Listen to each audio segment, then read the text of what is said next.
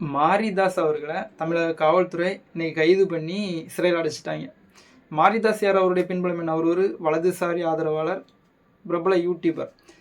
தமிழக வெற்றி கழகத்தின் அரசு நிர்வாக சீர்கட்டையும் தமிழக அமைச்சர்களின் செயல்பாட்டையும் தொடர்ச்சியாக விமர்சனம் பண்ணிட்டு வந்தார்.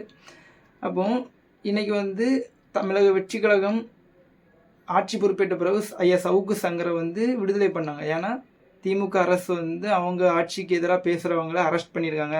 அப்போ அவர் மேலே தவறான குண்டர் சட்டம் பாய்க்கப்பட்டிருக்கு அப்படின்னு சொல்லிட்டு சவுக்கு சங்கர் அவங்கள விடுதலை பண்ணியிருந்தாங்க.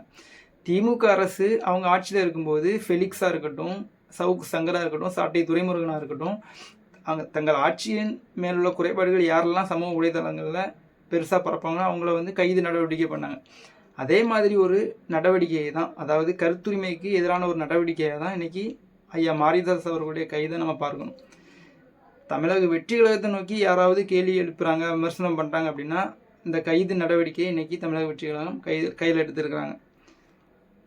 இன்றைக்கி ஐயா விஜய் பொறுப்பேற்கும் போது என்ன சொல்லியிருந்தார்? 8 கோடி மக்களுக்குமான ஆட்சியாக தான் என்னுடைய ஆட்சி இருக்கும் அப்படின்னு சொல்லியிருந்தார். ஆளும் அதிகாரம் இருக்குது, ஆட்சி இருக்குது அப்படின்னு சொல்லிட்டு என்னுடைய கட்சி தொண்டர்களோ இல்லைனா அதிகாரிகளோ தவறான பதிவிடுறாங்க, தவறான நடவடிக்கையில் ஈடுபடுறாங்க அப்படின்னா நான் கைது பண்ணுவேன் அப்படின்னு சொல்லிட்டு தளபதி விஜய் சொல்லியிருந்தார்.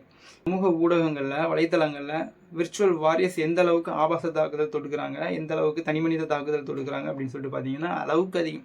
அப்போ உங்கள் கட்சி சார்ந்த சகோதரர்கள் சமூக வலைதளங்களில் எப்படி எழுதுகிறாங்க அப்படின்னு சொல்லிட்டு கவனிக்கிறீங்களா? அதெல்லாம் இல்லை. அப்போ இன்றைக்கி தமிழக வெற்றி கழகம் திருச்சியில் நன்றி தெரிவிக்கிற கூட்டம் பண்ணியிருந்தாங்க. அப்போ அதில் விஜய் பேசும்போது என்ன சொல்லியிருந்தார்? என்னுடைய ஆட்சிக்கு எதிராக என்னை நோக்கி நீங்கள் விமர்சனம் வைங்க, எதிர்கருத்து வைங்க, எனக்கு அது பூஸ்ட் மாதிரி இருக்குது அப்படின்னு சொல்லியிருந்தார். அந்த பூஸ்ட்லாம் ஒரு மயிரம் கிடையாது அப்படின்னு சொல்லிட்டு இன்றைக்கி ஒரு கருத்துரிமையை சிதைக்கிற விதத்தில் இன்றைக்கி ஐயா மாரிதாஸ் அவங்கள இன்றைக்கி கைது பண்ணியிருக்கிறாங்க. தமிழக வெற்றி கழகத்தை நோக்கி அவங்களுடைய ஆட்சி குறைபாடுகளை நோக்கி யாராவது விமர்சனம் வைக்கிறாங்க அப்படின்னா அதுலேருந்து நல்ல கருத்துக்களை எடுத்து செயல் திட்டத்துக்கு கொண்டு அதுதான் ஒரு மக்களாட்சி.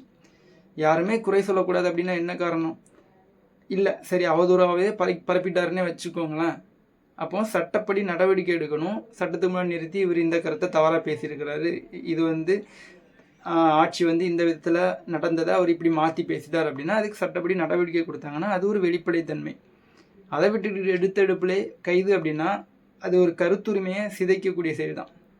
இது ஒரு பாசிசம் அப்படின்னா எல்லாருமே பார்ப்பாங்க. அப்போ திமுக ஆட்சியிலிருந்து மாற்று அப்படின்னா தமிழக வெற்றி கழகம் இன்னைக்கு உருவாயிருக்கு. தமிழக வெற்றி கழகத்தை நோக்கி யாராவது விமர்சனம் வைக்கிறாங்க, ஒரு கருத்து வைக்கிறாங்க அப்படின்னா கைது நடவடிக்கை எடுக்கப்படும் அப்படிங்கிற உணர்த்துகிற சம்பவம் தான் மாரிதாஸ் அவர்களுடைய கைது. இந்த கைது அதை தான் நமக்கு உணர்த்துது.